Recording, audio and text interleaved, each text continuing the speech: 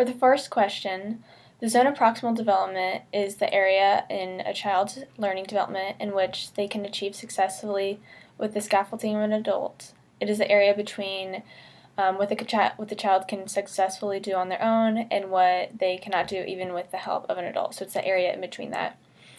For example, a child may be able to do addition on his or her own, do multiplication with the help of an adult, but they can't do algebra even if an adult shows them like how to do the problem.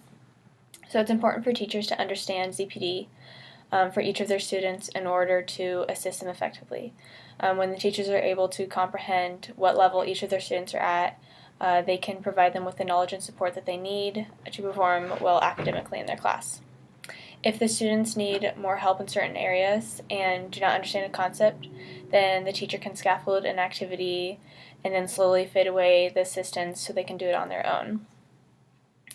Using this concept will give teachers student feedback for where the students are at, and then we'll give them teacher feedback of how their instruction is doing in the classroom.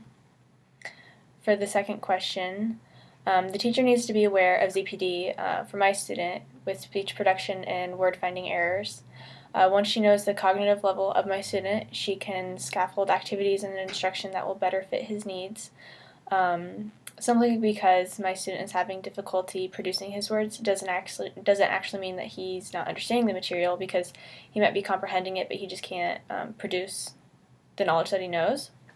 However, since he's becoming reluctant and frustrated in class, he might be unmotivated to even pay attention, which would affect his learning in the classroom. So this is why the teacher and I need to assess the child to see where his zone of proximal development is, discuss ways in which we can assist him in the classroom to make him more comfortable and confident in participating. For the third question, my student's academics may be negatively affected through his disabilities, especially when his peers are teasing him and maybe the teacher isn't telling the students to be respectful. And so, we need an environment that's respectful and comforting for him. But to address this problem, I need to see what subject areas he's having difficulty and the level in which he's performing compared to his classmates. If he's not having success in his classes due to his disabilities, then I need to find his cognitive level and offer him appropriate challenges to work on outside a classroom. To do so, I can ask his teacher what his grades are in math and science versus reading and writing, and if those are if only the math and science are doing good, then I know that it's just the word issue and he's understanding the material. Maybe he understands that stuff, but if all of them are being affected, then I know that he's struggling and his lack of motivation may be the result of his poor grades. So once I know that what areas he's struggling in, I can create a plan to scaffold him in certain subjects and continue to work on his fluency, which will create confidence and a desire to learn in the material. So I'll have goals set out in mind of what, knowing what he can do on his own, what we can do together, and then what will be our next step once he can do the activities in the zone of his proximal development on his own.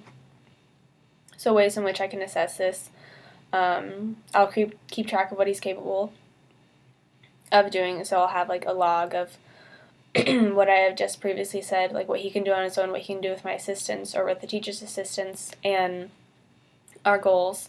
And after the scaffolding and fading, I'll write down the time frame in which he was able to achieve those goals.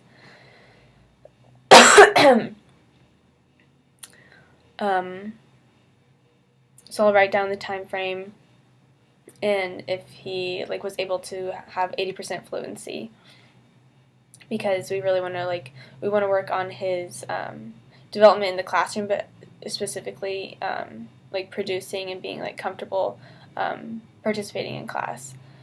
For example, my student may be able to explain simple addition problems to me with fluency and without any assistance, but when asked a question that requires more thinking and planning and organizing of his thoughts, such as a math story problem,